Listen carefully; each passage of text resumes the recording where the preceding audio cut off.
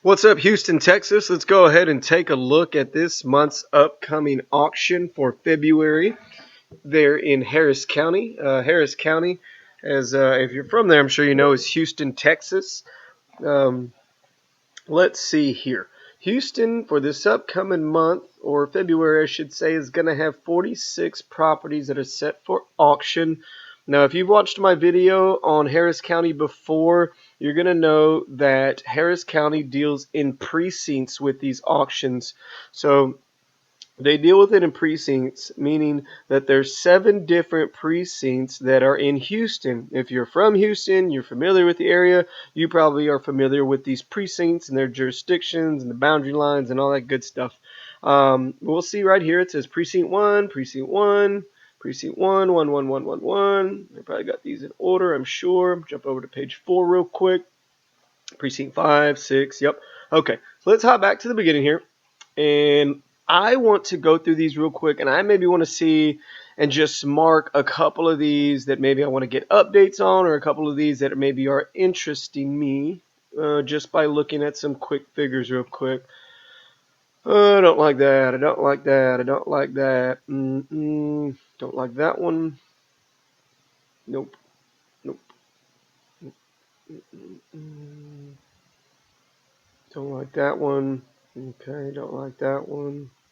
So here it's telling me the adjudged value, and then here I'm also getting the minimum bid that these are going to go for. Oops, I went over to page 4. Let me get to 2 here. All right. Over here on my map, I can zoom in closer if I want to. Like, let's say I just want to maybe just search through a specific area. Let's look through this U of H area. We got 5 properties here in the area. Okay, I don't see anything there I like. I don't see anything there I like. I don't see anything there I like. What is this? So, this is giving me a picture of the exterior. Looks pretty beat up, old house. Where's this at? 6155 Willow. What's this one? Is it not?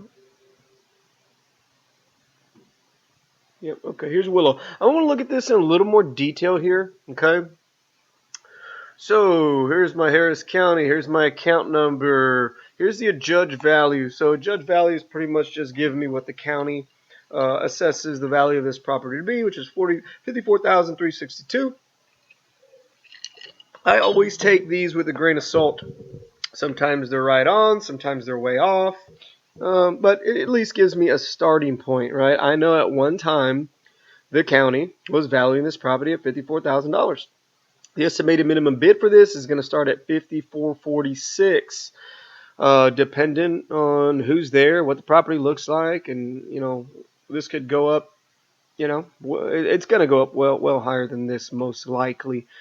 This is over in Precinct 7, so if you know Precinct 7, there you go. The judgment date here on this one was 10/24/19. That pretty much means that's when the county decided to say, all right, man, 10/24, we're going to go and put this thing for auction. So in 10/24/19, the judgment went on this, and then you can notice that it took almost a full year for this thing to come to auction. I don't know exactly how the counties decide how quickly these are going to get pushed out. They've never been able to give me a direct answer on which properties they choose, how quickly they get sent out after the judgment date. They've never really been able to give me a straight answer on this, so there's no real science to it. But that's when the last judgment was for. This gives me a little bit of basic information here as far as legal description. Okay.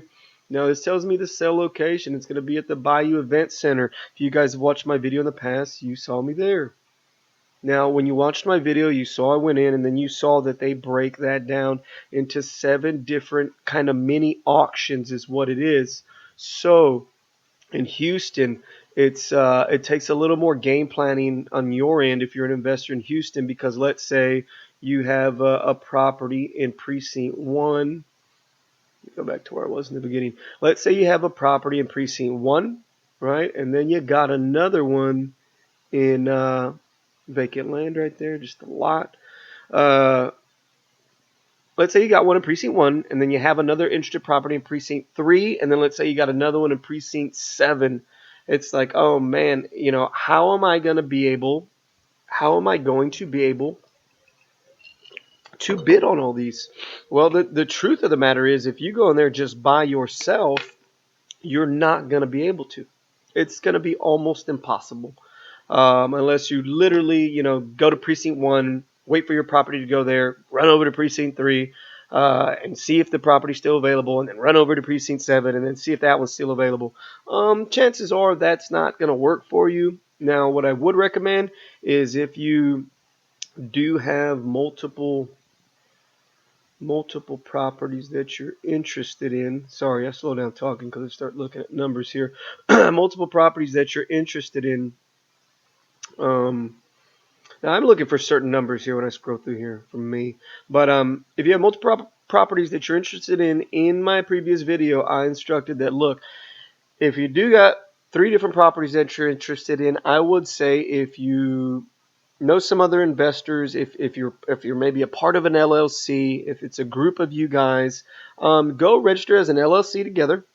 Right, each of you get your bidder certificates, and then each one of you go to a different precinct. One of you is in area 1, one of you is in area 3, one of you is in area 7.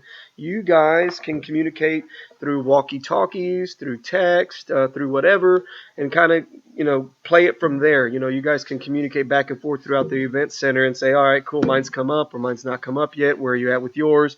Hey, mine, I lost it. We maxed out at whatever amount. But you're going to need to go in there with more than one person, and you're going to need a game plan how you're going to do that exactly. Okay. So that's what I would recommend if you have properties in multiple precincts. Or if you don't have an LLC, you don't have a group of people like that, what I would recommend is somebody that you really, really, really trust. Right? Somebody you can trust. Somebody that you can entrust anything with. Go down there. Both of you guys register separately. Of course, one has their bidder certificate, another one has another. If they end up winning that property, they're going to have to put it in their name. Even if you're paying for it, they're going to have to put it in their name because they're the ones that registered for it. Now, you can go back later and change the deed. You certainly can for a small fee down at the courthouse. But let's say this person's like, damn, shit, I don't know if I love you that much. And your significant other or whoever you chose to go with you is now like, hey, you know what? Thanks for buying me a house. I'm out of here now. So just be very cautious if you decide to do that, because that can certainly get you into some things there. It's a good looking number right there. I like this. Yeah, I like when I see higher judge values and lower minimum bids. You know what I mean? Because that's a lot of room in there. I need that room. I need that right there. Right?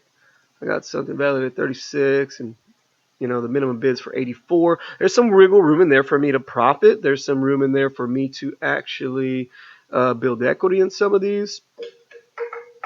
Now, I don't do Houston auctions very much. I'm not real interested in that county. It's not my area.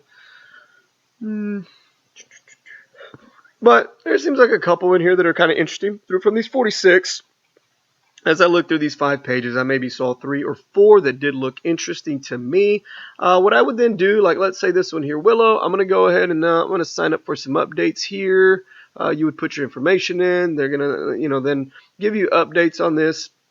So they'll send you out something like, let's say this property gets canceled and they go back and pay the taxes. You'll get an email before the auction that says, all right, cool, don't show up. Property you were invested in is gone. They paid off the tax or whatever. So this was Josh Investment Group who defaulted on the taxes here. It's tough. Okay. Got into something they couldn't handle, which happens often. Now, that's it, guys. That's just a quick video. I just wanted to show you, what the properties look like for the upcoming auction there in Harris County. If you guys are really interested in doing this and making real money for yourself, I want you guys to follow my page. Okay, number 1, I want you guys to start saving some money.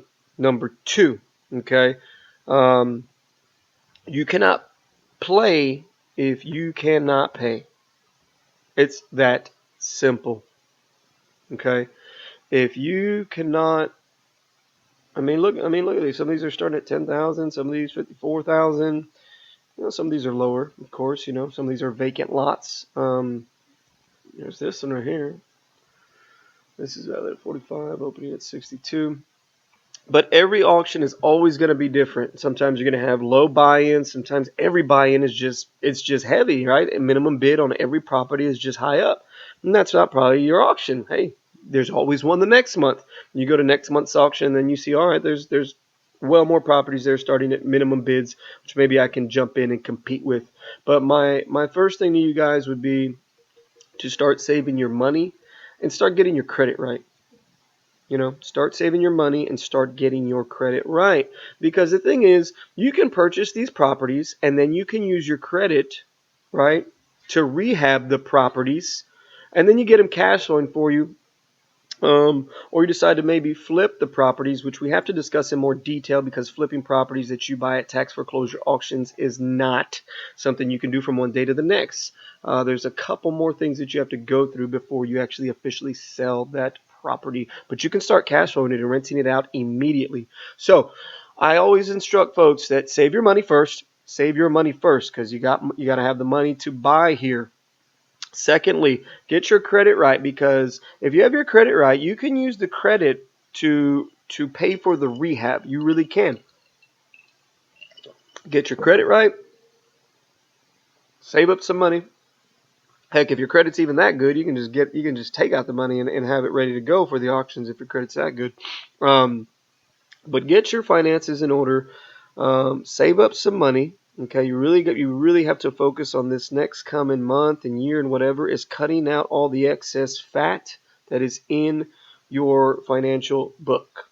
Right? I'm talking, if you go out and eat all the time, you got to eliminate that. If you're drinking too much, you got to eliminate that. You have to eliminate all the bills that you can. Right? Whether that's eating, drinking, I don't know what you pay for. iTunes or I whatever music. See, that's how you know I don't pay for iMusic. I couldn't even name the thing because I'm not going to pay for music. It's ridiculous. So that's number one, is you have to get your finances in order. Please start being a miser. Start being frugal. Okay, this is only going to allow you to develop skills that are going to help in the rehab process. Okay. Anyways, that's my video, guys. If you have any questions, go ahead and leave them in the comments, or you can email me, whatever you guys like there.